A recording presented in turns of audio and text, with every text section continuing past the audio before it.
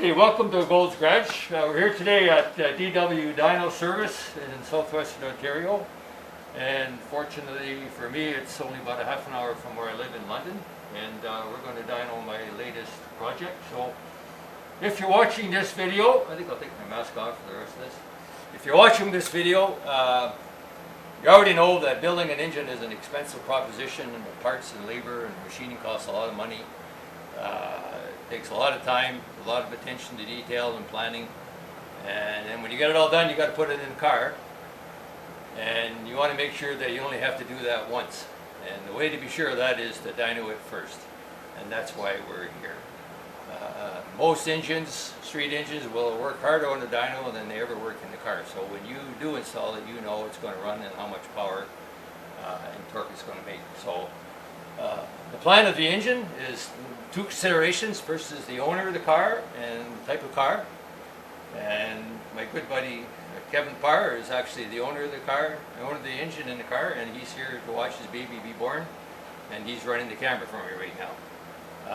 His car is a 71 Chevelle, a real nice, fully restored 71 Chevelle. It's got a 700 R4 transmission and a highway rear end, 323 rear end. So I planned this build to match Kevin's driving style and that car. So what did I do with it? We took the original engine, we increased the compression ratio to about 9.7 to 1 by using flat top pistons.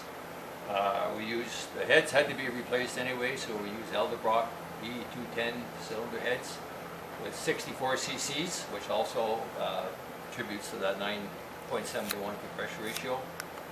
My favorite camshaft is actually a Melling 222, which is a replica of the old L79 Corvette camshaft. It's a flat top and hydraulic, very inexpensive camshaft. Makes good low end torque, and I actually advanced that cam 4 degrees to contribute to making better low end torque. To fill the cylinders a little better, we used 1.6 rockers, so that increased the lift to 477s from 447. And so the next thing we have is a nice aluminum intake manifold. In this case, it was already on the car, on the engine, and it's also it's a dual plane manifold, of course, and it's an air gap style manifold. So that rounds out the modifications. We've made most of the runs today so far on my shop carburetor, which is a 650 carburetor. We hit 400 foot-pounds of torque with that carburetor and 368 or 69 horsepower. Okay. Yeah.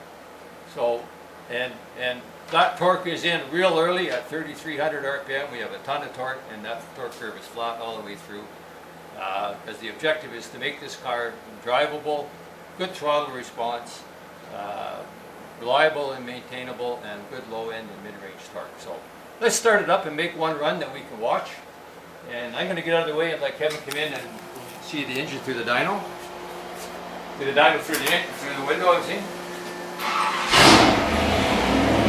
So Daryl Watters is in charge for controls. He's the dyno operator.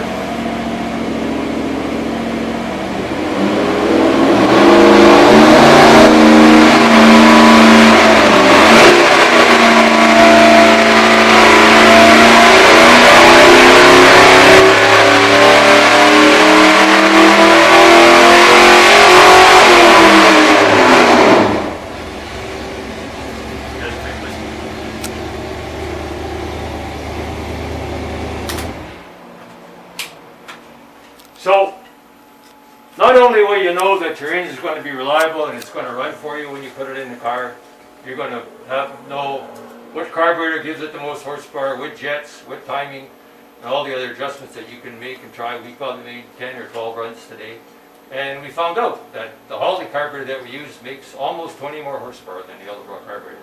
Something you'd never know if you just put it in the car. And there's more adjustments that can always be made, but you know when you're done that you're going to get the optimum output of all the parts that you invested in to build that engine. So if you want to have the same service for yourself, Daryl DW Dyno Service, and Daryl's number is 519-719-4264. You can also get it, I'll put that number on my YouTube channel. Thanks for watching. Gold's Garage. Thank you.